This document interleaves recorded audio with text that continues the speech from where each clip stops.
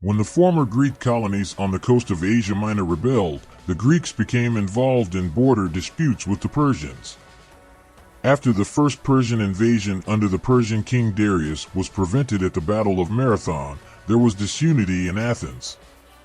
The inhabitants of mainland Greece knew about the preparations for the Second Persian invasion in 480 BC, but they were divided in their assessment. Only when the Persian emissaries were already on the move to demand signs of submission did efforts begin to unite against the impending danger, a danger that was not universally recognized as such. In the fall of 481 BC, a minority of around 30 Greek city-states gathered on the Isthmus of Corinth to form a defensive league, the Hellenic League.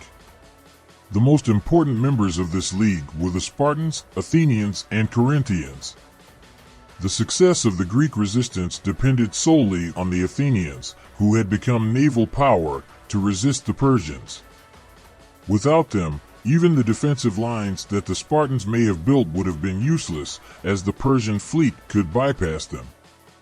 In contrast to the former Persian great king Darius, who had sent his trustworthy generals to Greece with the punitive military expedition, Xerxes personally accompanied the army and fleet towards Greece at the beginning of 480 BC. From the outset, he obviously sought to intimidate the remaining opponents as much as possible through the comprehensive mobilization of the armed forces and the spectacular staging of the advance. The size of the Persian army and the accompanying effects of its need for supplies in the areas it crossed found a strong response. It is claimed that entire rivers and lakes were drained and large areas of land were claimed solely for the purpose of supplying the Persian army with food. After Xerxes reached the Thracian coastal strip of Oriscus, he organized the order and inventory of his forces. He unloaded the ships and sent them along the coast deep into Greece. He then continued his march along the Greek coast, south to Athens. The Spartan troops were the first to arrive. King Leonidas was in command of the troops, with the majority of the Spartan forces not deployed. Xerxes first sent the Medes and Kishans against the Spartans. After a day-long battle in which the Spartans stood firm and inflicted significant casualties on the Persians, the Immortals were deployed next. The Greeks held their position for days, inflicting heavy losses on the Persians. It was only through the treachery of Ephialtes of Trachis that the Persians managed to bypass the Greek lines via the Anapaea path south of the coastal ridge and stab the Spartans in the rear. Leonidas had taken this maneuver into account and assigned part of his troops to guard the bypass pass. On the third day, scouts reached Leonidas' camp and reported to him about the bypass. From that moment on, Leonidas acted with the knowledge that a complete withdrawal would result in annihilation at the hands of the Persian cavalry. He therefore decided to hold the bottleneck with his 300 Spartans in order to ensure the retreat of the main Greek army. Other troops, whose homelands lay directly behind the pass and were therefore in immediate danger of looting by the Persians, joined Leonidas. In total, around 1,000 Greeks remained behind to cover the retreat, including the Thespians and the Thebans. These couples also consisted of an older and a younger partner. After the Battle of Thermopylae, only the Phocians in central Greece offered resistance, most of them fleeing to the slopes of Parnassus or to Amphissa in order neither to submit nor to enter into an alliance with the Persians. The Persians ravaged the country, burned Phocian cities, and, according to Herodotus, committed mass rapes on the Phocian women they captured, killing some of them.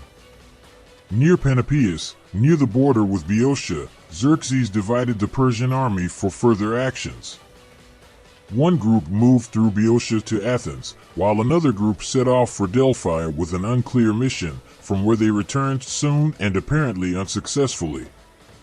Meanwhile, the Persian fleet approached Athens and the Battle of Salamis broke out. The approach of the Persian fleet to the Greek coast took place under the full moon, at night in 3 long lines, a precise maneuver that had to be carried out in strict compliance with the distances. They rode throughout the night and planned the attack in the morning.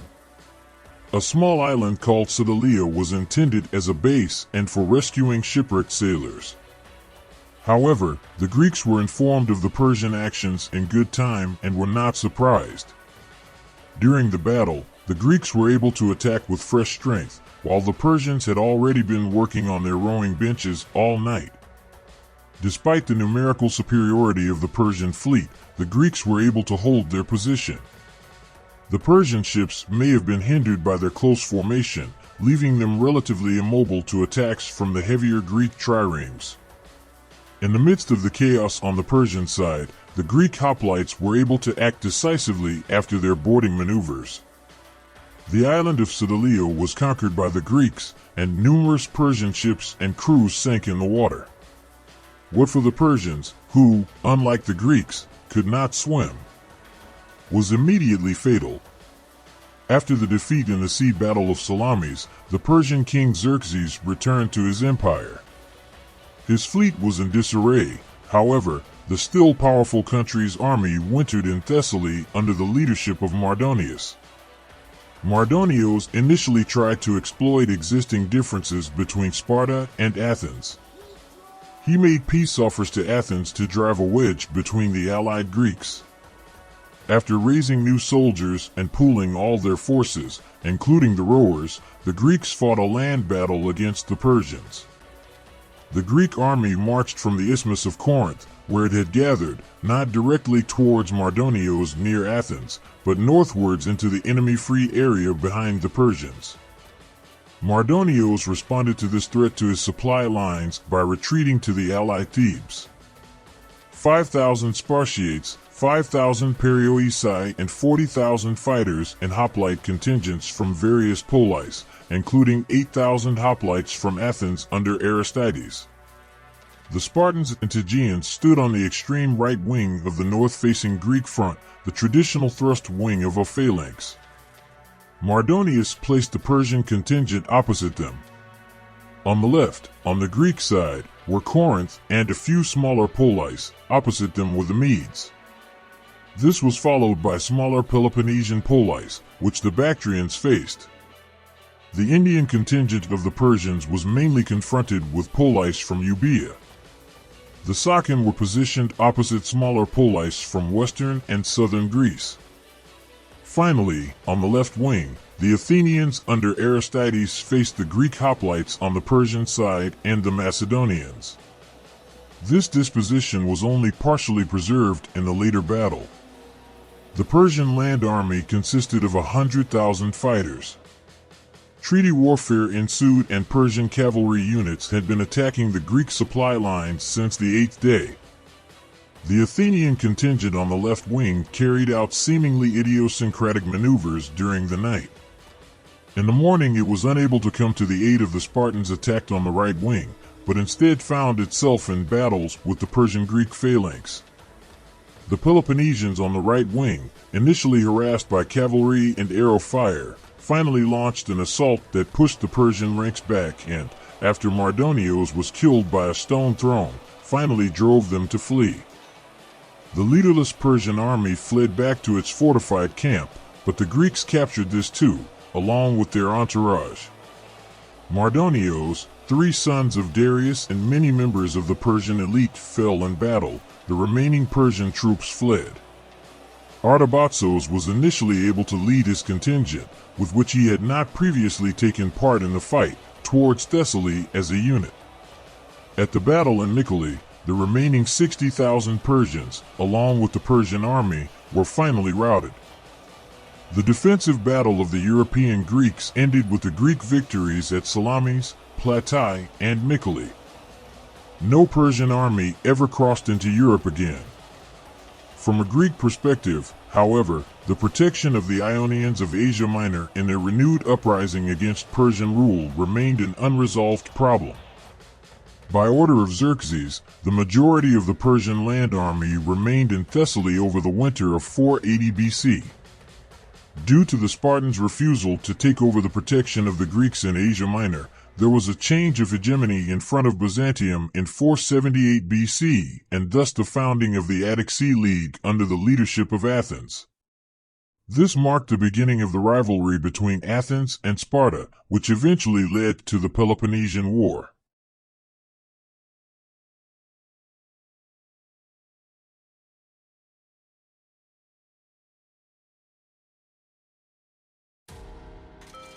Let us meet our fate with good humor, trusting to the will of the gods.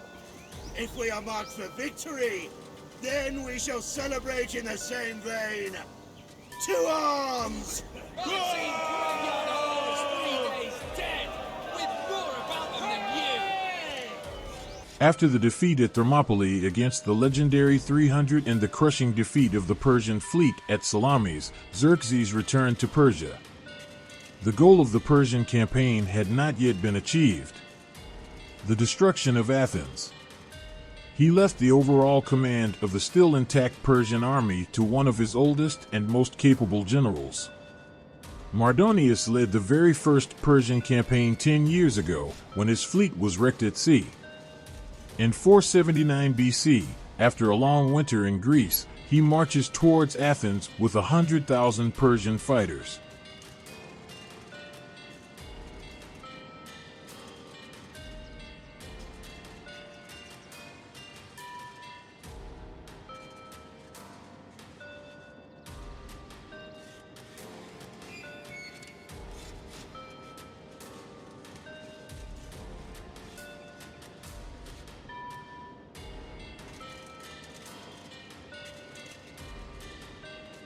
Meanwhile, the Greeks gathered at the Isthmus of Corinth and called for general mobilization.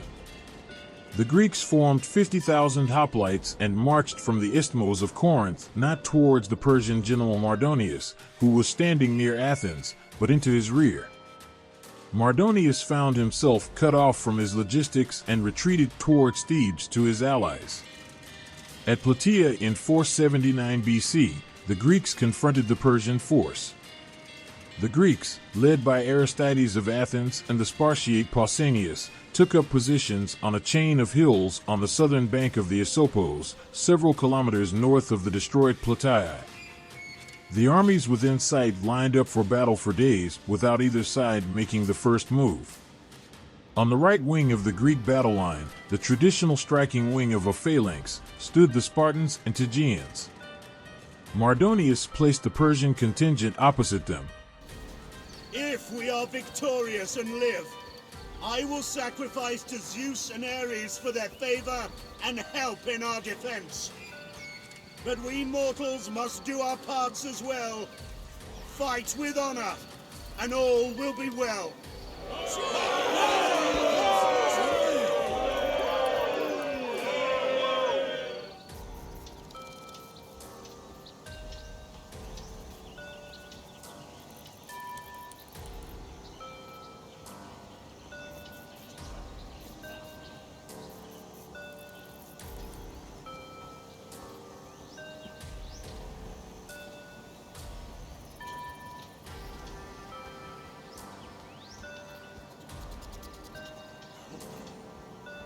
Who's for drink? This time, not in my unit, Jonathan!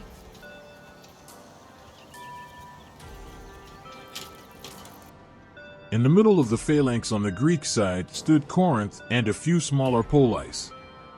Against them the Medes. This was followed by smaller Peloponnesian poleis, which the Bactrians faced. If we are victorious and live, I will sacrifice to Zeus and Ares for their favor and help in our defense.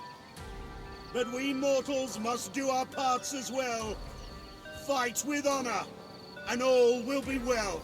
I've seen graveyard horse 3 days dead, with more about them than you.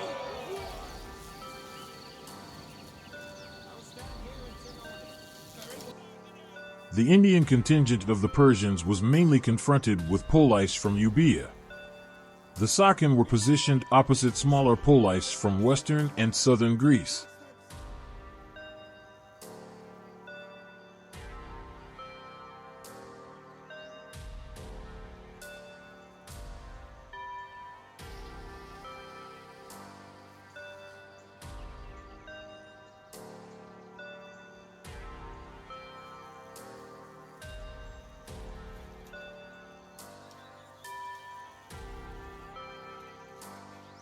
poets and philosophers.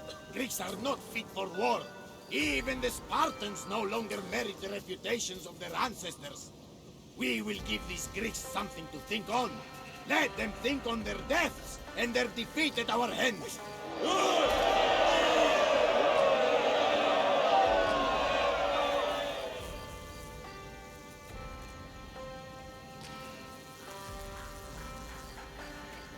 Sword work soon, men!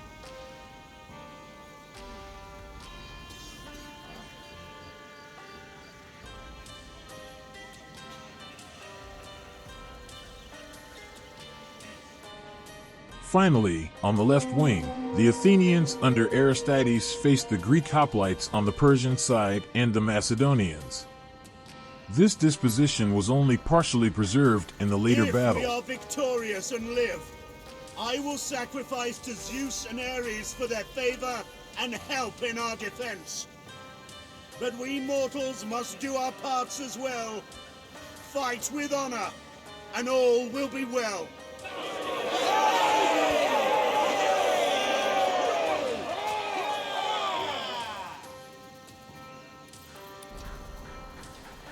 Fight as one! Look to your brothers! Aid them in battle! Give no quarter, and let there be no weakness in the line! Hold strong and true, and we shall defend this position!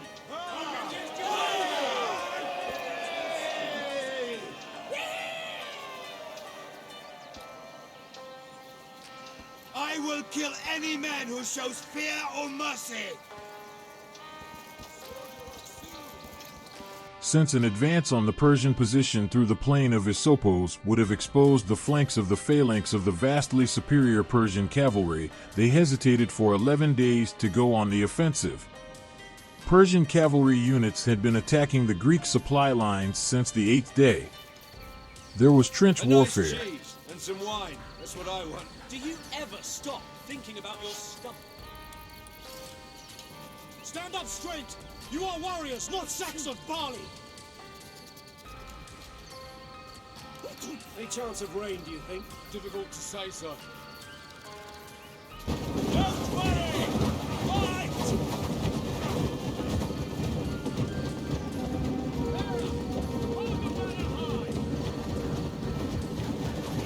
I will have order!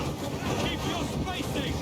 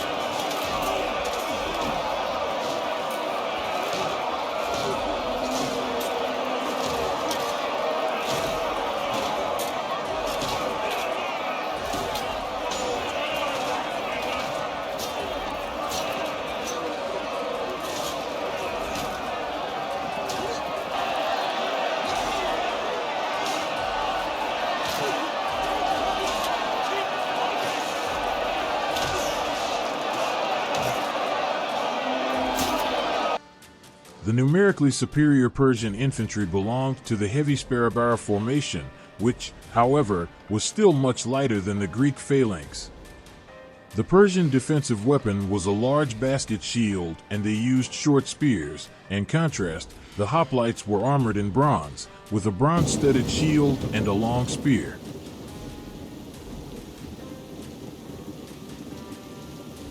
Enemies? Towns were the most temple and space.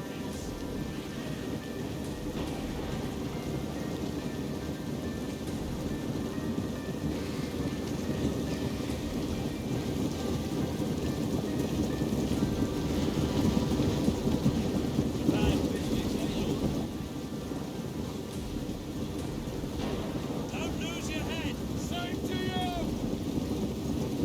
Eyes front! No flinching! Show them how noble Greeks behave!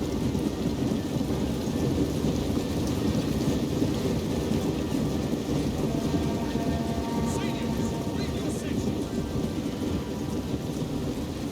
No fire!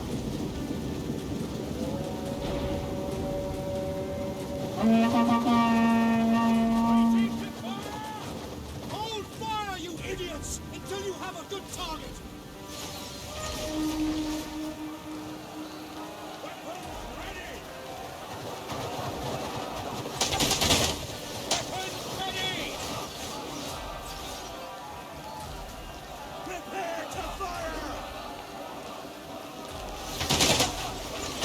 I've seen Persian hordes treat these dead with more about them than you. Ready to fire!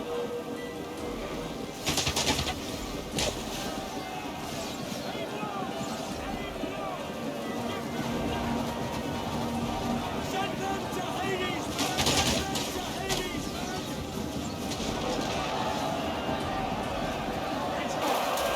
Put that head down!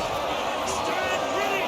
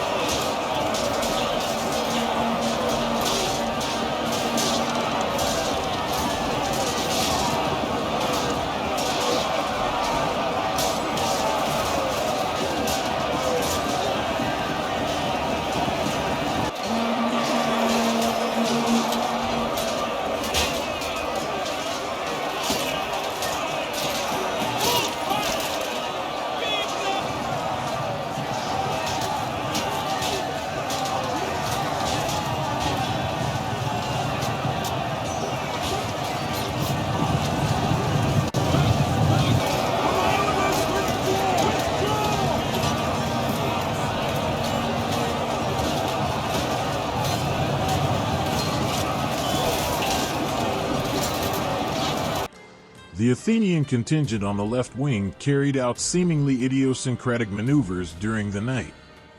In the morning, it was unable to come to the aid of the Spartans attacked on the right wing, but instead found itself in battles with the Persian-Greek phalanx.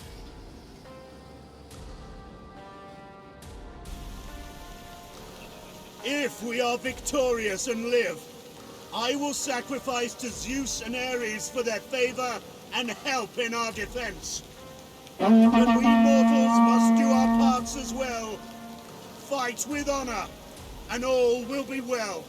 I've seen Persian hordes 3 days dead with more about them than you. Hold on tight, lads!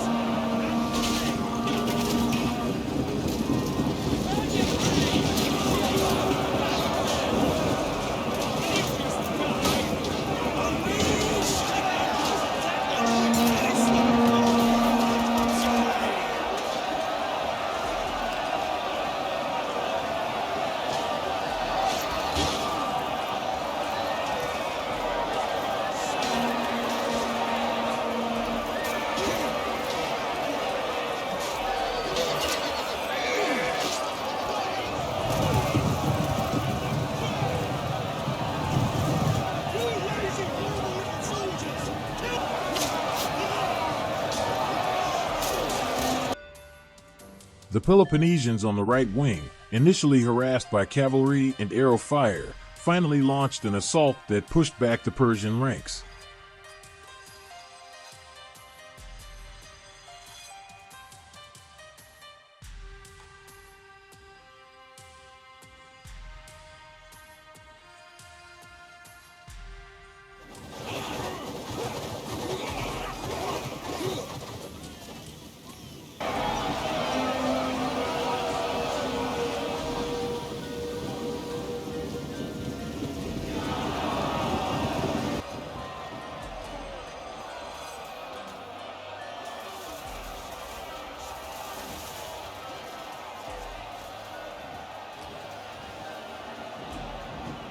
The battle was fierce and protracted, but the Greeks, Spartans, and Tegeans continued to advance into the Persian lines and killed as many Persians as you could. The Persians tried to break the Greeks' spears by holding them, but the Greeks responded by switching to swords to continue killing the Persians. Mardonius was present at the scene, riding a white horse and surrounded by a bodyguard of 1,000 men. While he stayed, the Persians held their ground. However, the Spartans approached Mardonius, and a Spartan soldier named Aramnestus killed him by throwing a stone to the head, a manner of death that had been predicted to Mardonius by an oracle.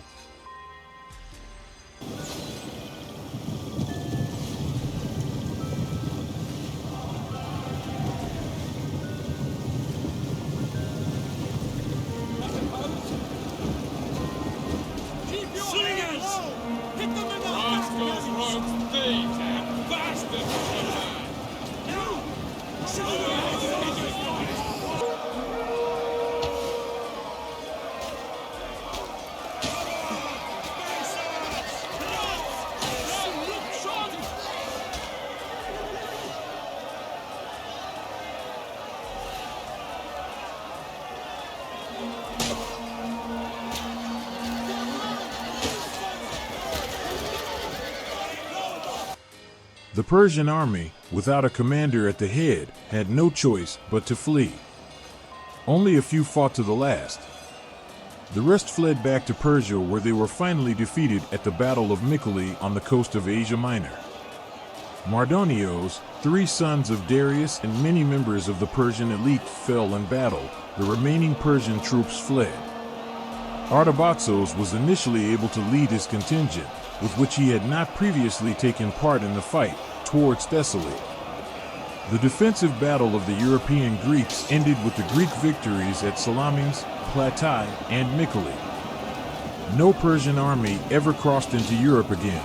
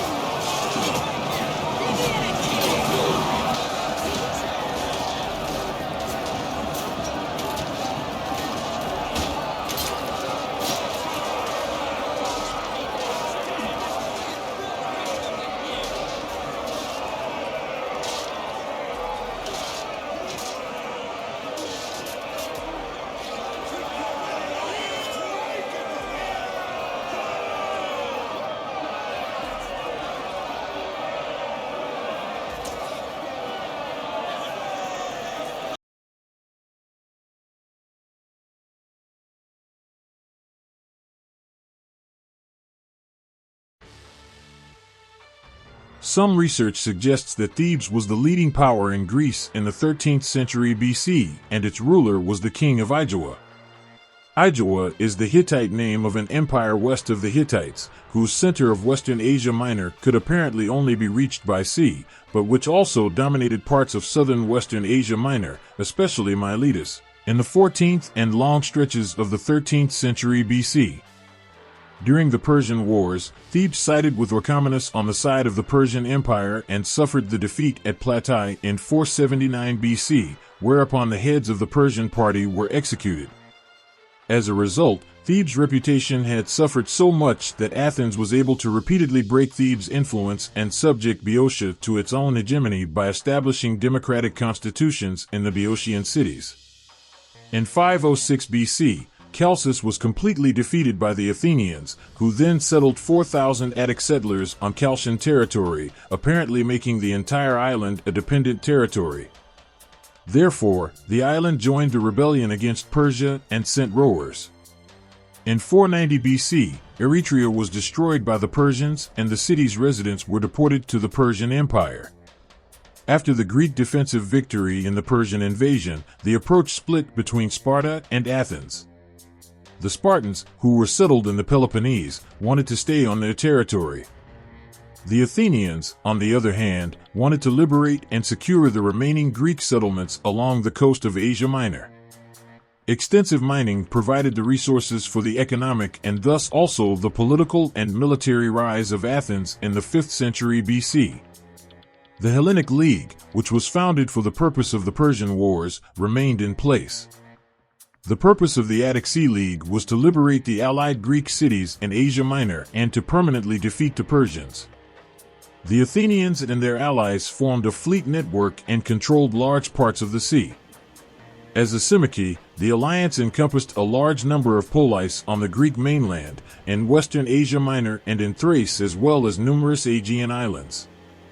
The members of the Attic Sea League had to cede their fleets to Athens and pay tribute. In 466 BC, the Sea League at Eurymedon won decisive victories over the fleet and army of the Persian king, which seemed to avert the Persian danger and called into question the necessity of the League from the perspective of those paying tributaries. In 450 BC, the threat to members of the Sea Alliance from the great power Persia receded, especially since a mandatory peace agreement was concluded after the Peace of Callias in 449 BC. This exacerbated the problem for the Athenians of holding together the alliance, towards which they had increasingly oriented their own socio-economic and political structures. The number of alliance partners who had their own ships continued to decline, and the assessment of contributions in money became almost the norm. If, as in Naxos and Thassos, individual polis seceded from the alliance, they found themselves isolated against the powerful Athenian fleet, to which they ultimately had to surrender, which resulted in harsh punitive measures. The coastal cities often had no fortifications facing the sea. Cities suspected of planning to secede from the Sea League were forced to tear down existing fortifications. Even in times of peace, Athens had 60 ships' crews between the mainland and islands on months-long training and surveillance trips. There was also a signaling and messaging system. In this way, Athens dominated the entire Aegean. The punitive measures imposed by Athens on renegade Grisons also included the surrender of the fleet that still existed at the time of the defection. From then on, such cities also had to fulfill their obligation to pay tribute by paying money. As a result, only Athens and a handful of other polis still had their own naval force, for example Samos, later only Chios and Lesbos. Samos, which took military action on its own initiative against Miletus, which was under the protection of Athens, was conquered after vigorous resistance, its fleet was destroyed, its capital was destroyed, and its residents were sold into slavery. In response to the Attic Sea League, the Spartans founded the Peloponnesian League. This was more free, and you didn't have to give up your army. The alliance was defensively oriented and aimed to secure the Peloponnese.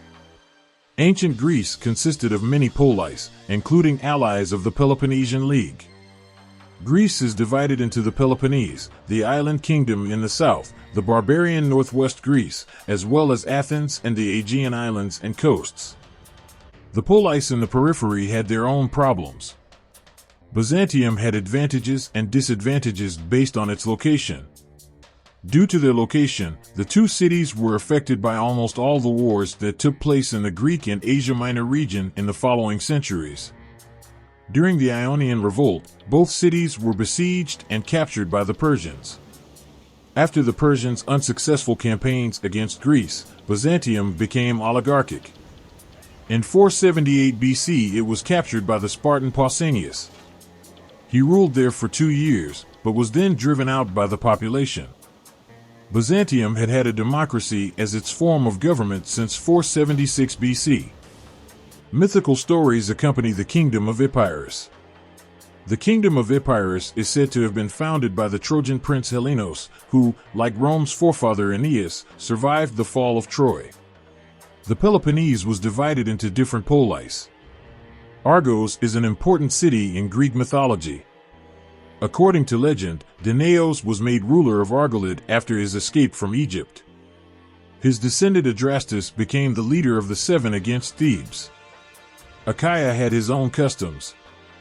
Although the cities of Aigai and Pallene temporarily occupied a special position, Achaia essentially formed an ethnically based political unit, the religious center of which was the temple of Zeus Himerios outside Helike. A kind of evil Zeus. Achaia did not take part in the Persian Wars, nor was it initially a member of the Peloponnesian League. The First Achaean League emerged after the introduction of democratic constitutions in the 5th century BC, centered around the cult of Zeus Homagirios. The Arcadians had long been settled in central Greece. Aristocrates, a king of Orchomenos, is said to have treacherously delivered the Messenians, who were the allies of the Arcadians, into the power of the Spartans in 750 BC at the time of the Second Messenian War, and was stoned to death by his own subjects for this, but abolished the kingship in Orchomenos have been. In the 6th century BC, Sparta sought to gain hegemony over Arcadia in order to gain access to the Isthmus of Corinth. In the 5th century BC, the region became a member of the Peloponnesian League and thus had to submit to Sparta's dominance. In the 7th century BC, when Corinth was ruled by the tyrants Kypselos and Periander, the city sent more colonists out into the world to found cities. The city was an important participant in the Persian Wars and provided the second strongest naval contingent after Athens during the Battle of Salamis. The city also took part in the Battle of Plataea with a large contingent. However, a falling out with Athens soon arose after the Athenian Cimon and his troops passed through the Corinthian area without permission in 462 BC. Open war broke out in which Corinth, in alliance with Epidaurus, defeated the Athenians at Haliais, but later lost an important naval battle in the Saronic Gulf. It was not until 451 BC that there was a truce with Athens, and later a peace treaty. However, the dispute continued to smolder and ultimately led to the outbreak of the Peloponnesian War as one of the most important factors, when the Corinthian fleet first suffered a defeat when it intervened in the internal political turmoil of the Corcyraean colony of Epidamnos and was nevertheless defeated in the naval battle of the Sabota in 433 BC. Islands on the coast of Epirus achieved a brilliant victory,